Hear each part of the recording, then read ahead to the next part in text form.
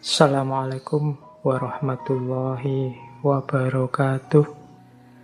Nah, saya lanjutkan biar tidak berlama-lama. Kalau sudah sadar kan terus dijalani kebaikan. Kalau ini aktivitas konkretnya. Yang tadi pengetahuan aktivitas inteleknya, kesadaran aktivitas batinnya. Nah, sekarang konkretnya. Kadang-kadang kita menyebut ini dengan istilah amal soleh. Nah, ini saya kategori. Semoga tidak lama menjelaskannya ya. Ini khawatirnya kemalaman ini nanti. Oke, teman-teman perhatikan kotak-kotak yang saya bikin itu ya. Saya jelaskan ringkas-ringkas, singkat. Semoga bisa ditangkap. Kategori itu jenisnya berarti ya. Kebaikan itu kategorinya dua. Ada kebaikan lahiriah, ada kebaikan batiniah. Ini dua jenis sebenarnya, tapi kalau menurut saya satu paket. Lahiriah dan batiniah itu satu paket seperti dua sisi mata uang. Amal soleh kita yang lahiriah itu tidak bernilai kalau tidak diiringi oleh batin yang juga soleh. Sebaliknya, batin yang soleh itu tidak ada artinya kalau tidak ada manifestasi lahiriahnya. Misalnya, sedekah itu kan lahiriah, membantu orang lain. Tapi kalau batinnya tidak ikut mewarnai, misalnya dengan ikhlas, tanpa pamrih, maka sedekah tadi nilainya jatuh.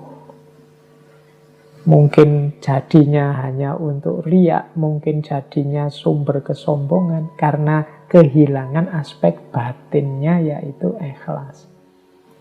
Itu contoh bagaimana lahiriah tergantung batiniah atau batiniah.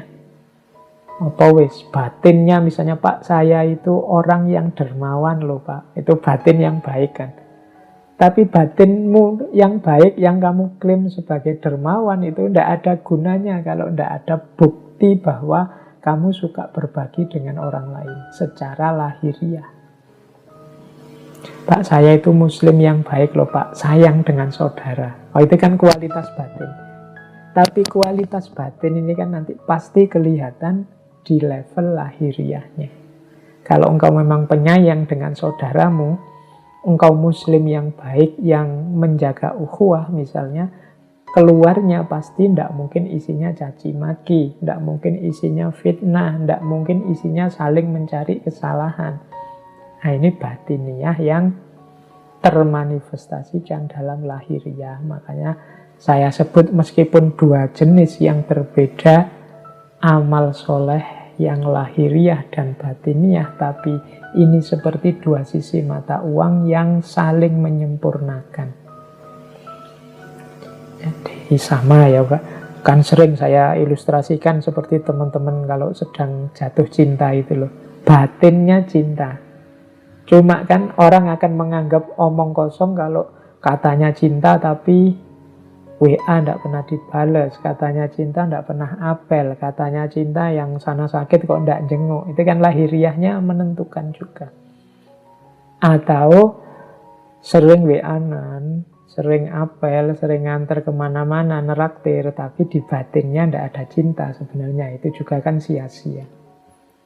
Nah, jadi lahiriah dan batiniah itu satu paket lengkap dalam konstruksi amal kebaikan.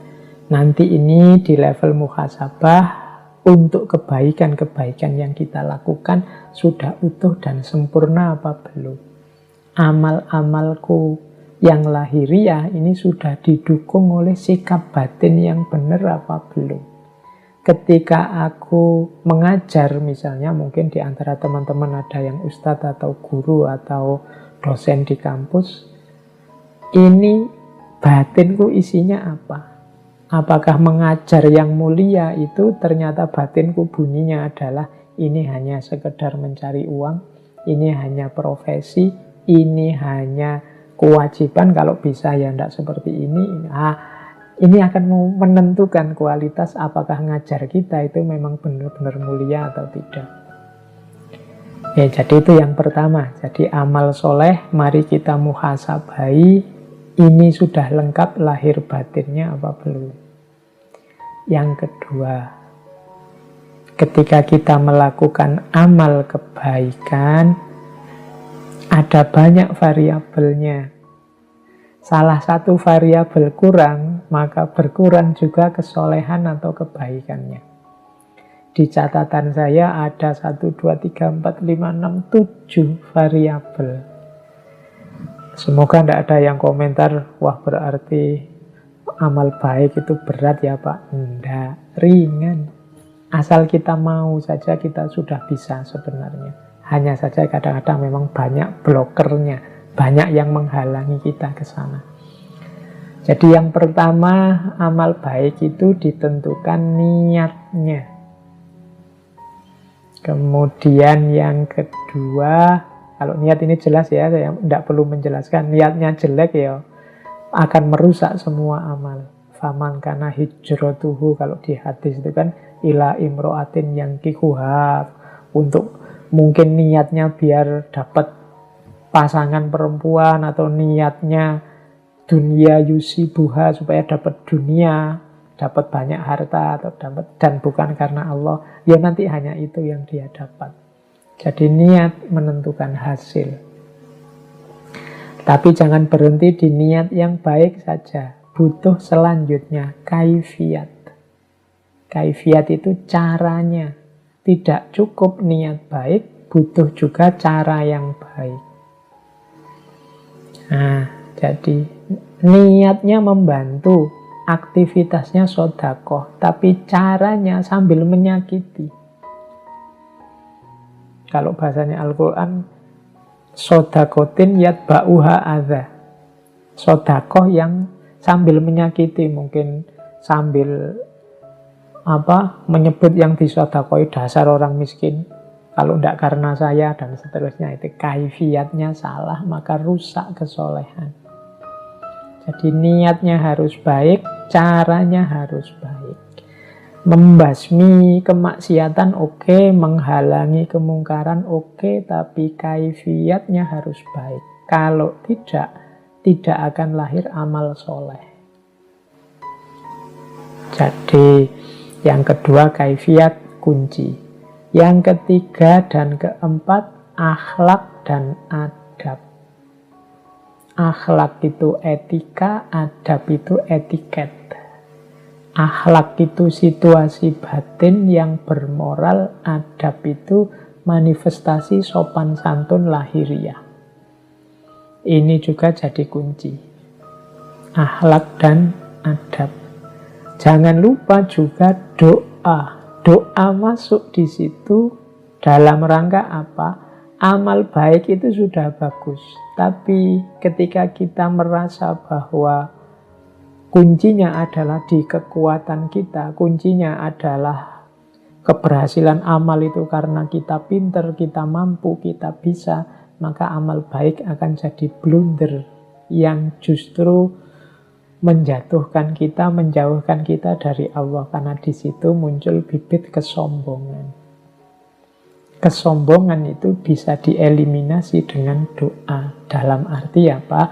Kita berdoa semoga Allah memberi daya untuk kita melakukan kebaikan. Semoga Allah membawa hasil yang semakin dekat dengannya, sesuai yang kita inginkan. Semoga Allah meridhoi. Nah, ini menunjukkan bahwa nanti kalau berhasil, Allah lah yang membuahkan keberhasilan itu, bukan karena saya. Maka amal harus selalu diiringi doa. Berdoa berarti sadar bahwa kita ini punya banyak kelemahan dan kekurangan. Tanpa intervensi, tanpa bantuannya Allah, kita bukan apa-apa. Jangan lupa juga amal baik harus istiqomah. Istiqomah itu berarti continue, tidak angin-anginan. Kalau pas lagi sadar, lagi tobat, solehnya luar biasa. Tapi kalau pas lagi kumat, menjengkelkannya luar biasa. Nggak istiqomah. Istiqomah jadi kunci. Dan yang terakhir tawakal. Tawakal itu apapun hasilnya, kembalikan lagi semua kepada Allah. Tidak komplain, tidak marah, tidak kecewa. Apapun yang diterima, kembalikan semua pada Allah. Itu namanya tawakal. Loh, jadi amal baik itu ternyata niatnya harus cocok, kaifiatnya sesuai, akhlak dan adabnya dipenuhi. Jangan lupa berdoa, istiqomahlah dan tawakallah. Ini variabel-variabel yang harus kita miliki, kita penuhi. Saat kita menjalani muhasabah, maka ayo kita nilai lagi amal-amal baik kita kurang apa selama ini. Saya selama ini sudah berjuang loh Pak, menjalani ini. Demi jalan Allah, demi kebaikan. Ayo muhasabah, niatnya sudah benar apa belum? Caranya sudah benar apa tidak? Akhlak dan adabnya sudah terpenuhi apa enggak? Merasa bisa sendiri atau butuh pertolongannya Allah? Maka berdoa enggak demi keberhasilanmu? Istiqomah enggak? Atau jangan-jangan kalau pas menguntungkan mungkin ada hasilnya, ada bayarannya mau. Kalau enggak mau, enggak istiqomah. Dan yang terakhir tawakal. Tawakal itu berarti apapun hasilnya tidak kecewa, tidak marah, tidak sedih. Semuanya diserahkan kembali kepada Allah. Nah, terus orientasinya. Kalau ini untuk kita menghitung-hitung tadi ya, kita ini ada di ikhlas apa enggak. Orientasi tindakan. Ada tindakan itu, amal soleh itu yang normatif saja. Normatif itu berarti hanya kewajiban, menjalani norma, menjalani aturan. Puasa karena perintah Al-Quran, sholat karena perintahnya Nabi, dan seterusnya. Itu tidak salah, cuma ya levelnya kewajiban, normatif. Kemudian ada teleologis. Teleologis itu tindakan yang bertujuan. Saya melakukan ini biar batin saya tenang, Pak. Saya melakukan ini biar orang-orang rukun, Pak. Itu teleologis namanya. Ada komunikatif. Komunikatif ini tindakan hasil kesepakatan bersama. Yo kalau dalam agama misalnya, saya pakai kunut, Pak, karena saya ikut madhabnya ini. Dan di madhab ini pakai kunut kalau sholat. Nah itu tindakan bersama namanya, tindakan komunikatif. Ada tindakan yang dramaturgik.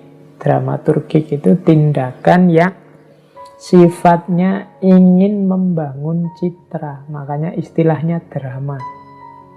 Pak, saya ingin jadi orang soleh, Pak. Maka membentuk diri biar kelihatan seperti orang soleh. Rajin ke masjid, kemudian kemana-mana pakai sarung, pakai kopiah, pakai sajadah, biar dianggap santri dan lain sebagainya. Itu dramaturgi. Tidak salah.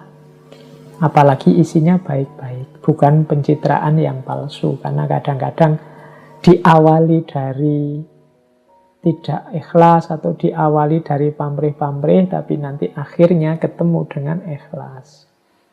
Yang terakhir adalah ketulusan. Tidak lagi drama, tapi memang lillahi ta'ala. Jadi mari, kalau kita melakukan amal baik, ini hanya karena tuntutan norma-norma, aturan kewajiban, atau ada tujuan-tujuan khusus, atau komunikatif, ini hasil kesepakatan bersama, atau dramaturgik. Oke. Iya, putus-putus terus jaringannya, nggih. Nggak apa-apa, tadi sudah saya suruh yang longgar hatinya. Oke, jadi di antara ini saya ingat dulu waktu sesi Imam Haris Al-Muhasibi ya, kalau yang tentang terakhir yang urgensi itu. Jadi di antara yang harus kita muhasabahi adalah apakah kebaikan yang kita lakukan itu sudah urut tertib Yang penting didahulukan, yang primer didahulukan, yang sekunder ya nomor 2, yang tersier ya nomor 3. Kadang-kadang kita itu sering ngurusi yang tidak penting-penting, yang penting malah kelewatan. Itu kayak mahasiswa ikut diskusi di mana-mana, webinar di mana-mana ikut, akhirnya skripsinya tidak jadi-jadi. Nah, itu kebalik. Jadi harusnya yang doruri ya dia fokus ngerjain skripsinya dulu, yang serius, yang wajib, baru yang sunnah, baru yang mubah. Nah, ini yang sering jadi masalah. Jadi urutan amal, mana yang didahulukan, mana yang tidak. Kalau dalam bahasanya Al-Quran ada rumus mudah, ku anfusakum wa ahlikum nar. Jadi yang pertama dirimu sendiri. Jangan kesusu ingin memperbaiki orang, tapi fokuskan dulu dirimu. Kalau sudah berupaya untuk dirimu, boleh membantu orang lain. Itu yang saya sebut urgensi. Doruri itu yang paling darurat, yang wajib. Haji itu yang harus ada demi yang doruri terpenuhi. Tahsini itu yang sifatnya komplementer saja, pelengkap saja. Doruri itu menutup aurat, haji itu kainnya, tahsini itu bentuknya. Boleh sarung, boleh celana, itu kalau di usul fikih. Tapi kalau dalam amal perbuatan, ya mana yang harus kita dulukan. Oke, untuk malam hari ini saya cukupkan sekian dulu. Mohon maaf kalau ada yang kurang berkenan, mungkin 1-2 kekurangan apa, mohon dimaklumi. Kalau ada kekhilafan, kealpaan yang teman-teman ngerti benernya seperti apa, ya silahkan disampaikan. Kurang lebihnya mohon maaf. Wallahul muwaffiq, wallahu a'lam bissawab. Wassalamualaikum warahmatullahi wabarakatuh.